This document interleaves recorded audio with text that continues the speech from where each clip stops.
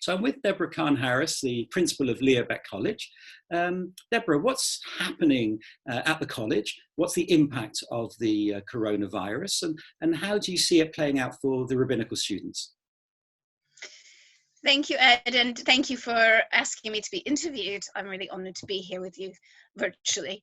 The impact for the college is that same impact that it's been for most academic institutions. We had to very hurriedly buy extra Zoom licenses and get everybody online and get all the technology working and people trained up and all that sort of stuff to transfer the rest of the semester online. We had a reasonable amount of experience with Zoom already. We have a number of students who don't reside permanently in London, who often not full-time Zoom in, but occasionally need to, so we kind of knew what we were doing. There's a big difference between having one student on Zoom and the rest of your class in front of you and having everybody on Zoom or whatever platform you're using. So in the longer term, there's a thinking about how do you deliver online education in a way that's engaging and not just a lecture, that we are just beginning to kind of grapple with. We're a very small institution. We only have about 20 rabbinical students over the course of 5 years. So we can do some more real dialogue, debate, conversation online with small classes that would be hard if you're on a mass online course. But the real impact for the college, actually, to be perfectly honest with you, was because of the timing of lockdown. Well, twofold. One, it was like 2 weeks before the Passover break, and then we have 2 weeks of term afterwards, so there's this big gap in the middle, and also because for various reasons the virus hit the college quite hard. So large percentage of our faculty and students and staff, either they or their partners, have been suffering with COVID, and that's been really disruptive, or presumed COVID, because nobody's being tested, of course, unless they're in hospital. And actually the last thing is that in partnership with the Reform and Liberal movements, the college has always had a daily morning service, shacharit for Jewish listeners, and it's always been for us. It's been for our tiny little rabbinic seminary community and a safe place for us to learn about community in prayer and to try out new things. And suddenly we went, okay, we can offer this for everybody. And we've kind of just, in partnership, as I said, with our movements, moved to many of our students leading online daily shacharit services every day, not just during term time. And that's been a real transition and a real, I think, exploration for us about what it means to throw our students into that kind of limelight and how they've stepped up to that role, and what it means to be part of a bigger community as well. You used the word dialogue earlier on in your answer, and I wonder, can you actually have a dialogue virtually? Is it genuine? You know, it's hard. It's really hard.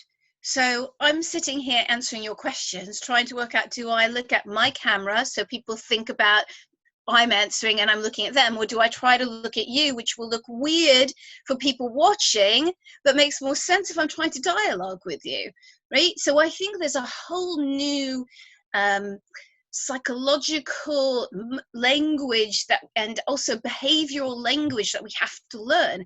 How do we dialogue when we're so busy staring at ourselves in the camera, right? How do we pick up on all those signals? And there's a time delay. If I stop talking for long enough, you'll jump in.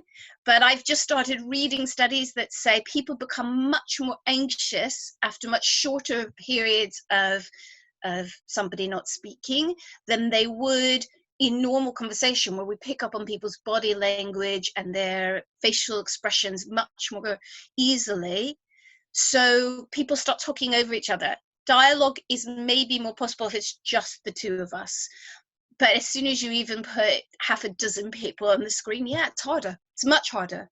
And we're all going to have to learn how to withdraw ourselves better.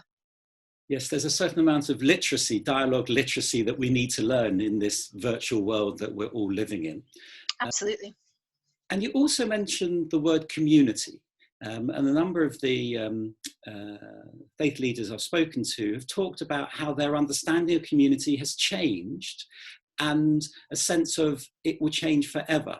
Now, from a Jewish point of view, and as a teacher of future Jewish leaders, faith leaders, do you think community is changing as a result of this? Are we more connected with our wider Jewish audience, not just in the UK maybe, but overseas? And if we are, what does that mean? What's going on in terms of community relations?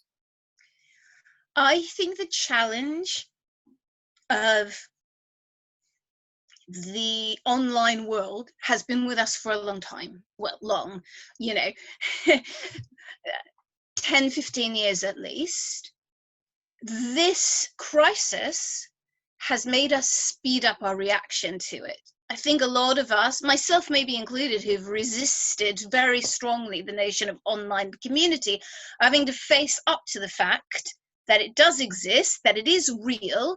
It's not the same as community that takes place when we're in person with each other, but it's also important. So there are lots of people, again, for whom this is the only way they can have ever been able to access, right? People with certain kinds of disabilities for whom self-isolation has always been part of their lives. For example, people who for a shorter period of time just haven't been able to leave their house. And we've kind of provided some of it, right?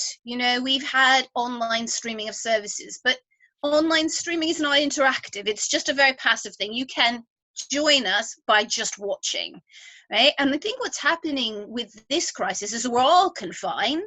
We're all confined to a large extent internationally, and therefore we're learning about this world much more rapidly. And that change that was already taking place is now hitting us much faster.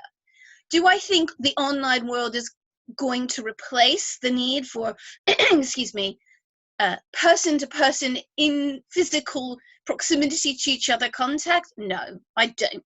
But I think it's going to expand how we understand community. Is it going to change how we train people?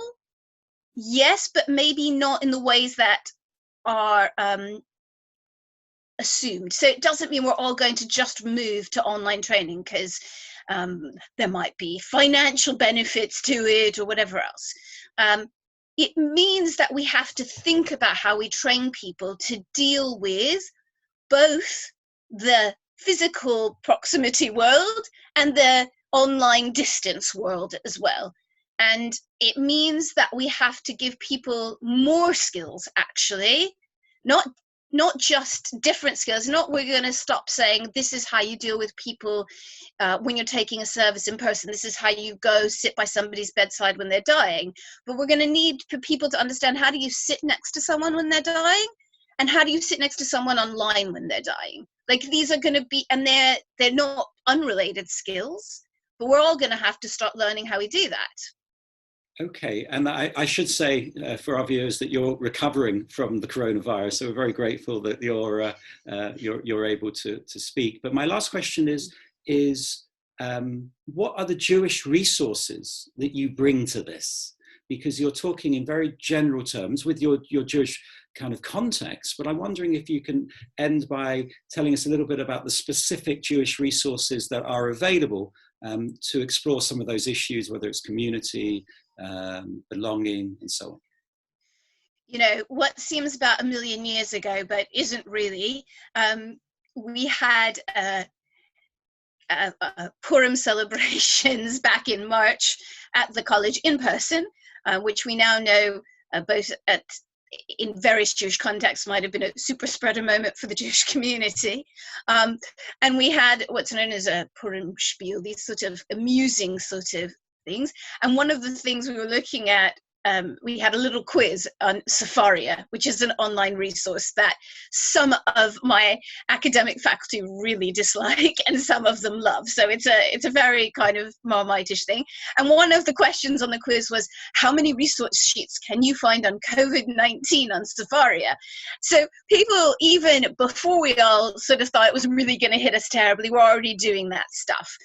There's lots of Jewish resource online, and it's being made thick and fast. Baeck College offers our Lehrhaus, our adult study classes. We always had an online bit, and now we have even more. There's lots of stuff. But in terms of kind of deep-rooted reactions to this, what's really been interesting this week in particular is we've been reading the Torah portion Tazria Metzora, which is this normally Torah portion that people, rabbis, kind of go, ugh. It's the one that everybody thinks is about leprosy. It's about some kind of skin disease, and it's about when you have to shut people out of the community and when you can bring them back in and how often you have to go see the priest. And it's things like that that are starting to take on completely new meanings. And listening to my students this morning talking in our service this morning about the difference between knowing how long you have to be in isolation for, as is detailed in the text, and the kind of skin disease where you have to just keep going back and asking, can I come back into the community or not? Never knowing how long you're in isolation for, suddenly felt completely different. So there's a whole lot of resource out there, and some of it's going to come out of our textual tradition in ways that are totally unexpected to us. And a lot of it is just the kind of stuff that I guess all of us are doing in the faith world, putting more learning online, engaging more with people, offering more kinds of study, and having the kinds of online prayer experiences and ritual experiences that actually enable us to have a deeper experience of our religion. Doing Passover Seder with people on 4 different continents and God only knows how many time zones, which we'd never thought of doing before, and therefore bringing a deepness and richness to those sorts of rituals that we haven't had up to now. Deborah Kahn-Harris, thank you very much. Pleasure.